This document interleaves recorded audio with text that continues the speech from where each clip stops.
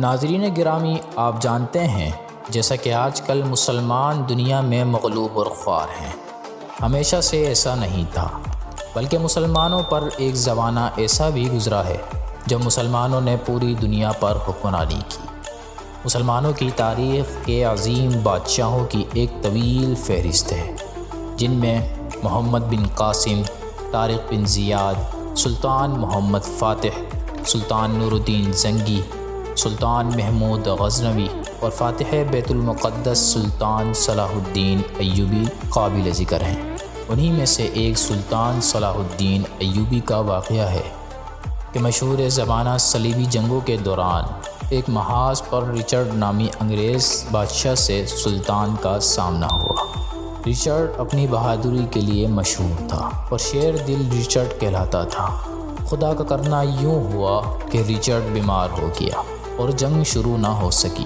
سلطان کو رچرڈ کے بیمار ہونے کی خبر ہوئی تو سلطان نے اپنا ایلچی رچرڈ کے پاس بھیجا کہ سلطان صلاح الدین ایوبی چاہتے ہیں کہ آپ ان کے طبیب خاص سے اپنا علاج کروائیں، کیا آپ اس کے لیے راضی ہیں؟ رچرڈ بہادر آدمی تھا، لہذا اس نے بلا خوف و خطر سلطان کی اس پیشکش کو قبول کر لیا۔ یہ بات قابل غور بھی ہے کہ رچرڈ کو بھروسہ تھا کہ ایوبی مسلمان ہے اور مسلمان دھوکہ نہیں دیتا۔ حالانکہ اس کے سپہ سالار اور وزیر و مشیر اس کے لیے رضامند نہیں تھے، مگر اس نے پھر بھی حامی بن لی۔ سلطان نے اپنا حکیم خاص بھیج دیا۔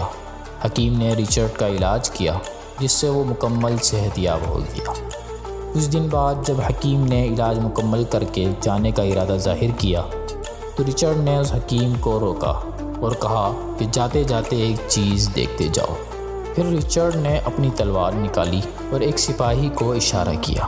سپاہی نے ایک تلوار اس کے سامنے کر دی، جو رچرڈ کی تلوار سے کئی گنا بڑی تھی۔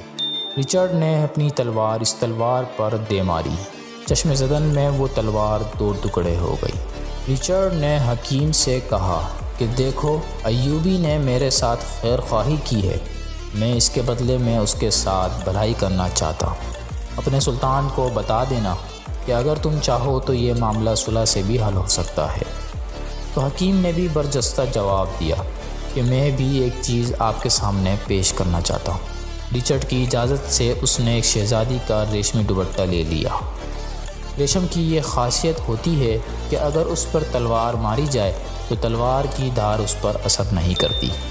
اس نے ریشمی دوپٹہ ہوا میں اچھالا اور تلوار کی نوک سے اس کے دو ٹکڑے کر دیے۔ یہ منظر دیکھ کر تمام درباری ششدر رہ گئے۔